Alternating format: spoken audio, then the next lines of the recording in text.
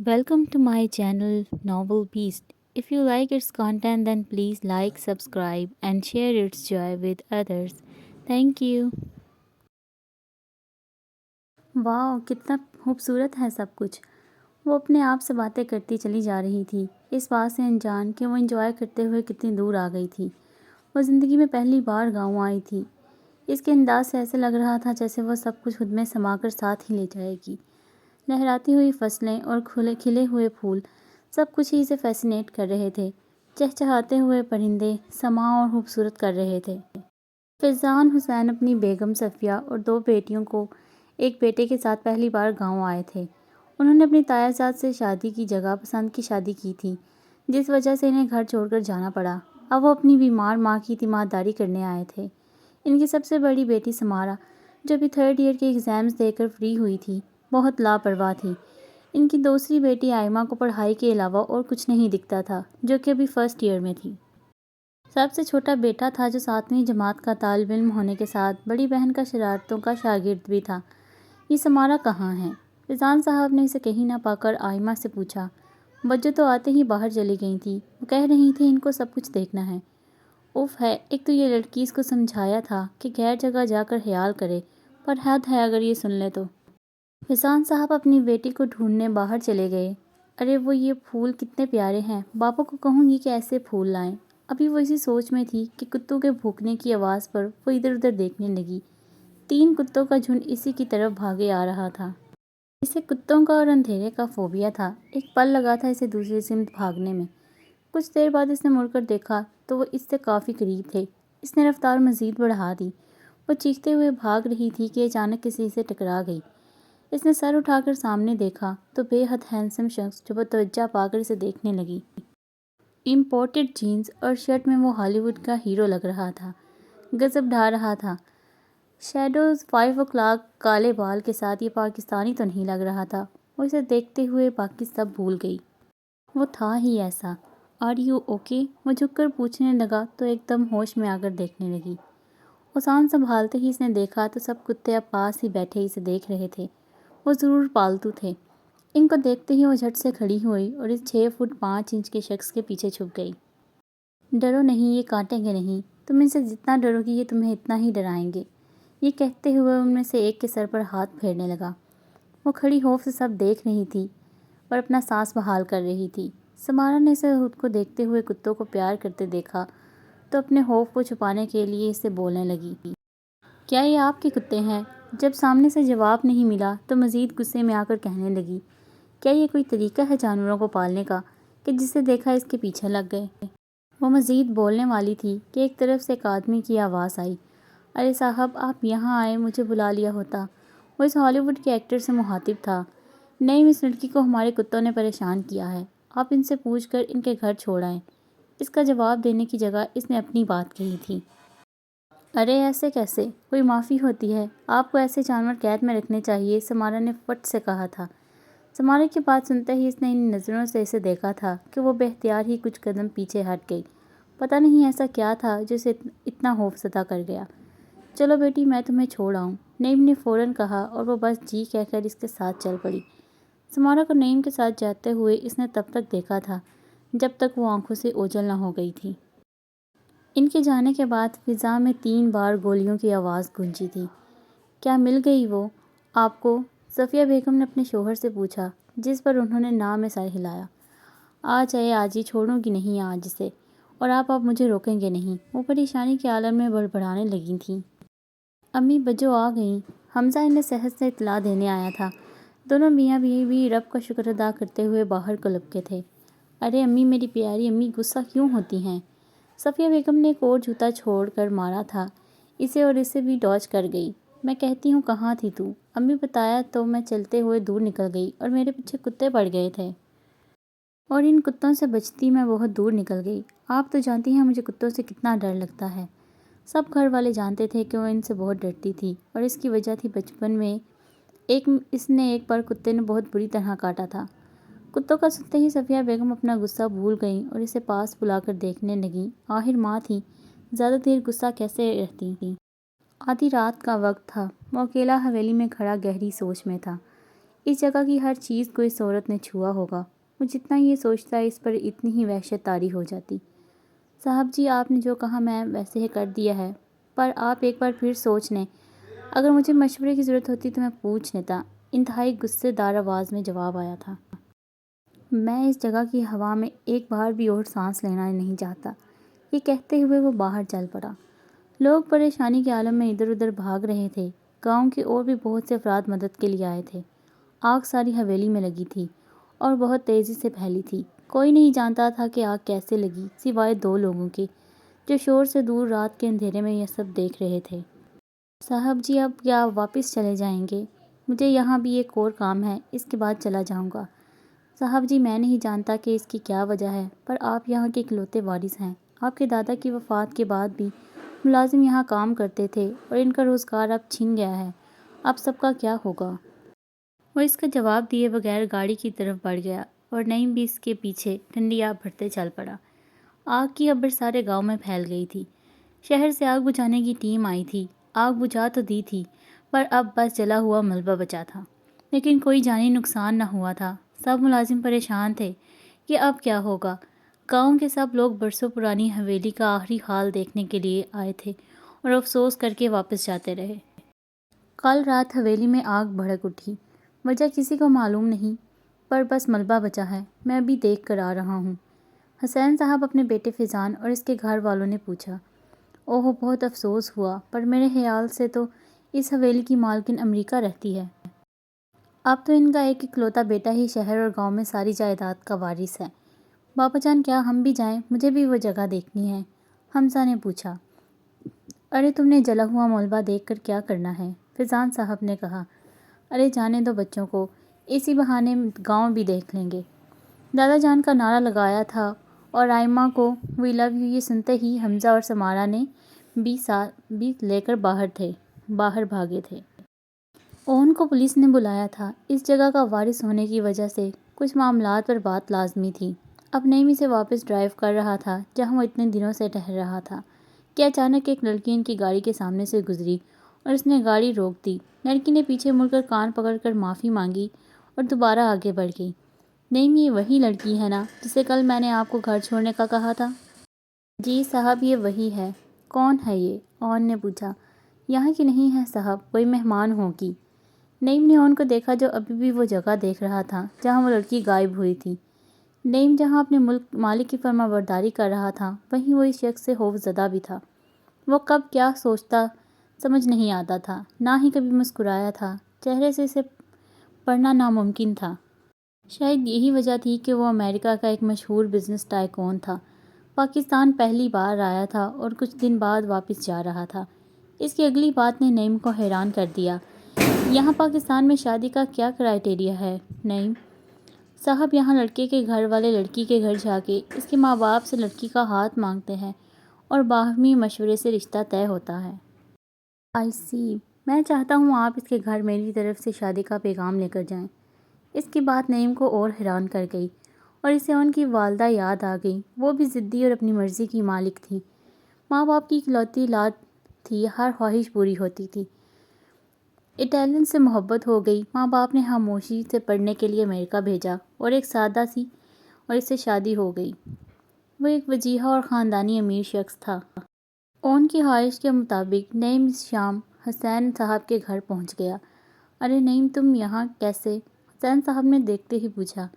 ویسے ہی یہاں سے گزر رہا تھا تو سوچا ملتے جاؤں۔ سنا ہے آپ کا بیٹا آیا ہوا ہے شہر سے۔ اتنے میں فیضان صاحب بھی آ گئے۔ یہ ہے میرا بیٹا، اپنے سب بال بچوں سمیت آیا ہے۔ اچھا، تو یہ ہے آپ کا بیٹا، نعیم نے ملتے ہوئے کہا۔ ارے نعیم، یہ تو بتاؤ حویلی میں آگ کیسے لگی؟ بس کیا بتاؤں، ابھی تک کچھ پتہ نہیں لگا۔ میں نے سنا تھا کہ حویلی کا مالک بھی آیا ہوا تھا، حسین نے پوچھا۔ جی وہ بھی آئے ہیں، بہت ہی قابل انسان ہیں۔ صرف 35 سال کی عمر میں انہوں نے جو کامیابی حاصل کی ہے وہ قابل تعریف ہے۔ بلکہ میں انہی کا ایک پیغام لایا ہوں۔ یہ سنتے ہی حسین اور فیضان ایک دوسرے کو دیکھنے لگے۔ اچھا، کیا پیغام لائے ہو؟ پوچھا گیا۔ وہ اصل میں اون صاحب آپ کی بیٹی سمارہ سے شادی کے خواہش مند ہیں۔ اگر ان کے ماں باپ میں سے کوئی زندہ ہوتا تو وہی آتے۔ ارے یہ کیا کہہ رہی ہو؟ وہ سمارہ کو کیسے جانتا ہے؟ 1-2 بار گاؤں میں چہل قدمی کرتے دیکھا تو پسند آ گئی ہوگی بچی۔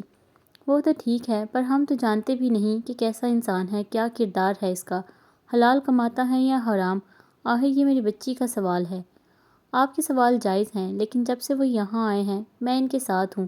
کم گو ہیں لیکن صاف کردار کے ہیں۔ ہوٹلوں کا کاروبار ہے۔ آپ کو فوری جواب نہیں دینا، کچھ وقت سوچ کر جواب دے دیں۔ یہ کہہ کر نعیم وہاں سے چلا گیا اور ان دونوں کو گہری سوچ میں ڈال گیا۔ کیا میں نے جو کہا تھا وہ آپ نے کیا نعیم؟ جی صاحب میں گیا تھا، پر ابھی ان کو کچھ وقت چاہیے فیصلے کے لیے۔ وقت ہی تو نہیں ہے میرے پاس، مجھے جلد از جلد واپس جانا ہے۔ خیر اب تم جاؤ، کل ملاقات ہوگی۔ جی صاحب۔ ارے رکو، تمہیں کچھ دینا تھا، یہ لو۔ یہ کیا ہے صاحب؟ میں ان پڑھ ہوں۔ یہ حویلی کے کاغذات ہیں، وہ جگہ اب تمہارے اور ملازمین کے نام ہے، تم لوگ جو چاہے وہ کر سکتے ہو۔ یہ آپ کیا کر رہے ہیں صاحب؟ ہم سب کے نام؟ آنکھوں میں آنسو لے کر کپ کپاتی آواز میں پوچھا گیا تھا۔ ہاں وہ جگہ میرے کسی کام کی نہیں، تو میں نے سوچا کہ کیوں نہ تم لوگوں کے کچھ کام آ جائے۔ پر صاحب وہ تو کروڑوں کی جگہ ہے، بے یقینی سے پوچھا گیا۔ نہیں، میرے پاس اتنی دولت ہے کہ میری ساری زندگی لٹاتا رہوں تو بھی ختم نہ ہو۔ انتہائی لاپرواہی سے کندھے اچکاتے ہوئے کہا گیا۔ اب تم جاؤ۔ نعیم کو تو اپنی قسمت پر یقین نہیں آ رہا تھا، کوئی اتنا صحیح آج کل کے زمانے میں کیسے ہو سکتا تھا۔ یہی سوچتا ہوا وہ وہاں سے چلا گیا۔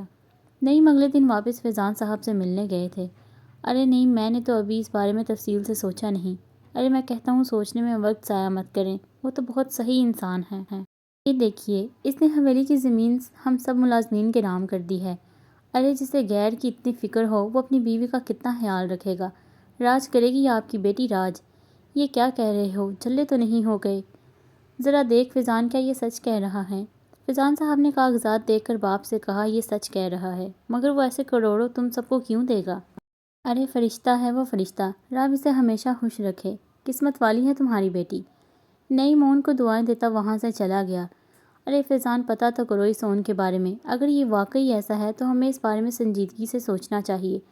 جی ابا جی، آپ تو واقعی پتہ کرنا ہوگا۔ حمزہ کو بلوا کر انٹرنیٹ سے جتنی ہو سکے اتنی اس کی معلومات اکٹھی کی گئی تھی۔ اس کی عمر 35 سال کی تھی۔ باپ کے بزنس کو اس نے کم عمری میں سنبھالا تھا اور پیراڈائز ہوٹل نامی چین تھی انٹرنیشنل لیول پر۔ باپ بچپن میں ہی ایک حادثے میں گزر گیا تھا اور ماں بھی 15 سال پہلے اچانک چل بسی۔ وہ اپنے بزنس کے علاوہ بہت بڑی رقم میں چیریٹی کرنے کی وجہ سے مشہور تھا۔ ہر جگہ اس کی تعریفوں نے فیضان صاحب کو متاثر کیا اور صفیہ بیگم سے مشورے کے بعد نعیم کو فون کر کے شام کو اون کو آنے کی دعوت دی گئی تھی۔ بجو میری چائے پیا گھر بجو میری، حمزہ سمارا کے گرد چکر لگاتے گنگنا رہا تھا۔ ارے کیا ہو گیا ہے؟ کیا اول فول کہہ رہے ہو؟ تنگ آ کر پوچھا گیا۔ بابا جان آپ کی شادی کرنے والے ہیں، کل بلایا ہے آپ کے ہونے والے شوہر کو۔ سمارا جو سوئی ہوئی دادی کی ٹانگیں دبانے میں مصروف تھی فوراً اٹھ کھڑی ہوئی۔ یہ تم کیا کہہ رہے ہو اور کیوں کہہ رہے ہو؟ بس امی ابا اور دادا جان کی باتیں سن کر آ رہا ہوں اور پتہ ہے اس کی معلومات بھی کر چکا ہوں۔ ہیں کون ہے، کہاں سے ہے، کیسا ہے، بتاؤ مجھے۔ یہ تو آپ کو کل پتہ لگ جائے گا۔ کہتے ہوئے حمزہ کمرے سے باہر بھاگا اور سمارا بھی اسے روکنے کا کہتے ہوئے پیچھے بھاگی۔ سمارا کی رات آنکھوں میں کٹی تھی۔ امی بابا سمیت کوئی اسے کچھ بتانے کو تیار نہ تھا۔ کون ہے وہ؟ یہاں کیا یہیں کا ہے؟ میں یہاں کیسے رہ پاؤں گی؟ کیا ہوگا کل؟ یہی سب سوچتے ہوئے رات گزر گئی۔ صبح کا نکلا ہوا اجالا ہونے لگا تھا اور اسی کے ساتھ اس کی زندگی کا ایک نیا باب شروع ہونے والا تھا۔ شام ہو چکی تھی۔ گھر میں سب نعیم اور اون مرزا کا انتظار کر رہے تھے۔ سمارا، آئمہ کو حمزہ بھی چھپ چھپ کر اس کی راہ دیکھ رہے تھے۔ اون اور نعیم اس چھوٹے سے گھر کے سامنے پہنچ چکے تھے۔ گھر میں داخل ہوتے ہی سب کا دھیان اون کی طرف خود بخود ہوا تھا۔ اس کی پرسنالٹی کچھ ایسی تھی، جہاں جاتا تھا لوگ اس کی طرف متوجہ ہوئے بغیر نہ رہتے۔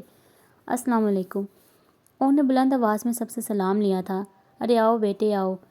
فیضان صاحب نے آگے بڑھ کر اسے گلے لگایا تھا اور پھر اسے لے کر ایک کمرے کی طرف بڑھ گئے۔ حسین صاحب اور صفیہ بھی ساتھ تھیں۔ واؤ، میسمرائزنگ۔ آئمہ کے منہ سے اون کو دیکھ کر بے اختیار نکلا۔ سمارا نے آئمہ کی طرف دیکھا جو ابھی بھی منہ کھولے اون کو دیکھ رہی تھی۔ سمارا نے غصے سے چٹکی کاٹ کر ہوش میں دلایا۔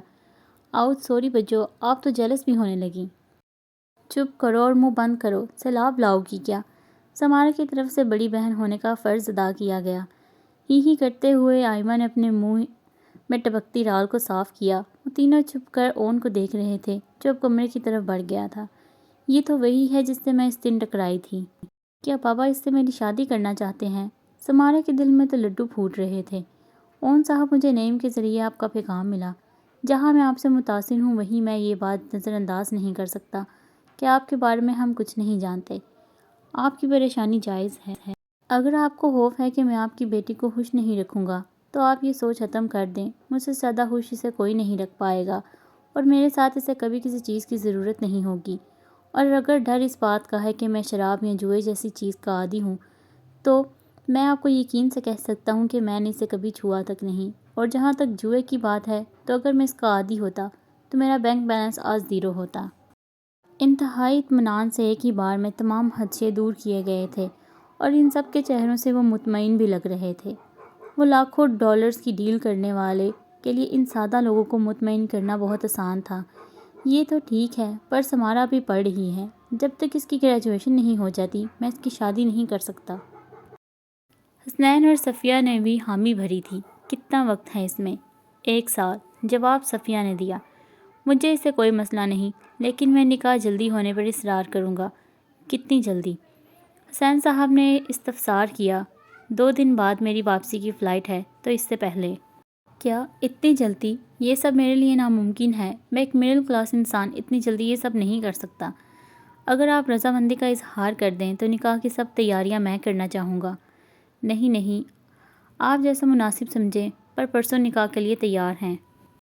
حسین صاحب نے اپنے بیٹے کی بات کاٹتے ہوئے بولا۔ پر بابا جان، میں نے کہا نا ہم تیار ہیں۔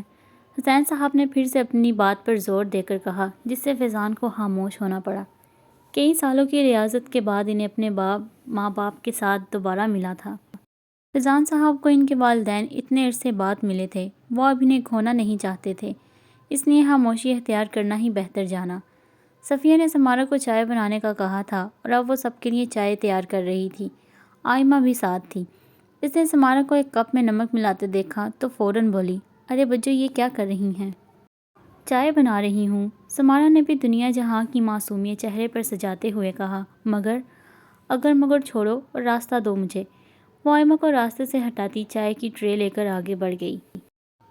سمارا نے کمرے میں داخل ہوتے ہی سب سے سلام لیا اور ان کو نظریں بچا کر دیکھنے لگی اور ساتھ میں سب کو چائے پیش کرنے لگی۔ نمک والا کپ اون کے سامنے رکھ کر خود ایک طرف کھڑی ہو گئی۔ جیسے ہی اون نے نمک والی چائے کا ایک گھونٹ بھرا، اس کا حلق نمک سے کڑوا ہو گیا، جبکہ سمارا کھڑی دل میں خود کو داد دینے لگی۔ اون نے اپنی نظریں گھما کر تب سے پہلی بار سمارا کو دیکھا۔ اس کی نظروں میں موجود غصہ دیکھ کر سمارا کی ساری ہوشی ہوا ہو گئی۔ اس نے خود کو قابو میں رکھنے کے لیے اپنی مٹھی کو زور سے بند کر رکھا تھا۔ اس کی نظریں صاف طور پر سمارا کو ایسی حرکت دہرانے سے منع کر رہی تھیں۔ جب سمارا مزید اس کی نظروں کی تاب نہ لا سکی تو نیچے دیکھنے لگی اور شرمندہ سی باہر نکل گئی۔ اون نے فیضان صاحب کے ساتھ جب سب کچھ طے کر لیا تو نعیم کے ساتھ واپس آ گیا۔ اسے سمارا کی حرکت پر غصہ تو بہت آیا مگر برداشت کر گیا۔ اگر اس نے یہ حرکت شادی کے بعد کی ہوتی تو وہ اسے اس کی سزا دیتا کہ وہ پھر ایسا کرنے کا سوچنے سے بھی کانپ اٹھتی۔ ممی پلیز مت کریں، مجھے بہت درد ہو رہا ہے۔ 5 سال کا بچہ شدت سے روتے ہوئے اپنی ماں سے التجا کر رہا تھا، جبکہ اس کی ماں اپنی ہی دھن میں کھوئی اس بچے کی بازو پر چھری سے کچھ لکھ رہی تھی۔ ممی پلیز بس کر دیں۔ وہ زاروں قطار روتا اپنے چھوٹے سے دوسرے ہاتھ سے آنسو صاف کر کے پھر سے جلدی سے وہ ہاتھ اپنی کمر کے پیچھے چھپا لیتا کہ کہیں اس کی ماں وہ ہاتھ بھی نہ پکڑ لے۔ But mummy loves you, don't you love your mummy? Yes I love you mummy, بچے کی طرف سے روتے ہوئے کہا گیا۔ تو پھر ماما کو کیسے پتہ لگے گا کہ تم اس سے پیار کرتے ہو؟ اس کے درد آنسو اور کلائی سے بہتے خون سے لاپرواہ وہ پھر سے اپنے کام میں لگ گئی۔ وہ 2 دن کیسے گزر گئے اور نکاح کا وقت بھی آ گیا، کسی کو کام میں پتہ ہی نہ لگا۔ اون نے اپنے وعدے کے مطابق ہر چیز کا انتظام کیا تھا۔ سمارا کے لیے خوبصورت جوڑے کا انتخاب اس نے خود کیا۔ دادی کے کمرے میں سمارا کا نکاح پڑھایا گیا اور مبارک کے بعد سب مہمانوں کی تواضع کی گئی۔ سمارا جہاں باقی سب کے ساتھ اپنی قسمت پر رشک کر رہی تھی، وہی ایک انجان خوف اس کے دل میں گھر کر بیٹھا تھا۔ صفیہ بیگم تو خوشی سے پھولے نہ سما رہی تھی۔ اس کے بابا اور باقی سب بھی بہت خوش تھے۔ کسی نے نہ سوچا کہ اس کی قسمت اتنی تیز نکلے گی۔ شاید وہ فضول ہی خدشے پال رہی تھی۔ اس نے ذہن سے اپنے خیالات جھٹکے اور خود بھی ان کے ساتھ خوش ہونے لگی۔ اگلے دن اون کی واپسی تھی۔ سب گھر والوں کے ساتھ وہ بھی آئی تھی، لاہور ایئرپورٹ۔ جب اس کی فلائٹ کا وقت آیا تو وہ سب سے مل کر ٹرمینل کی طرف بڑھ گیا۔ صرف سمارا صحیح تو نہیں ملا تھا۔ ارے یہ کیا بات ہوئی؟ سب سے ملا، مجھ سے نہیں۔ ہاں میں لگتی کون ہوں موصوف کی۔ ہاتھ سے آنکھیں رگڑتے ہوئے وہ خود سے ہم کلام تھی۔ اپنے دل کو بہلاتے ہوئے گاڑی میں باقی سب سے پہلے آ بیٹھی۔ نعیم بھی پیچھے چلا آیا تھا۔ بی بی جی، یہ صاحب نے مجھے آپ کو دینے کو کہا ہے۔ وہ سرخ رنگ کی ایک ڈبیا اس کی طرف بڑھا رہا تھا۔ سمارا نے جب اسے کھولا تو اندر ایک خوبصورت قیمتی گھڑی تھی۔ ساتھ میں ایک کارڈ بھی تھا جس پر خوبصورت لکھائی میں ویٹ فار می لکھا تھا۔ اس نے وہ گھڑی فوراً نکال کر پہن لی۔ ایک ہی لمحے میں وہ گھڑی اس کے لیے کتنی اہم ہو گئی تھی، وہ باقی سب بھول گئی، اور پتہ بھی نہ چلا کہ وہ اون کا انتظار تو تبھی سے کرنے لگی تھی جب وہ اس کی نظروں سے اوچھل ہوا تھا۔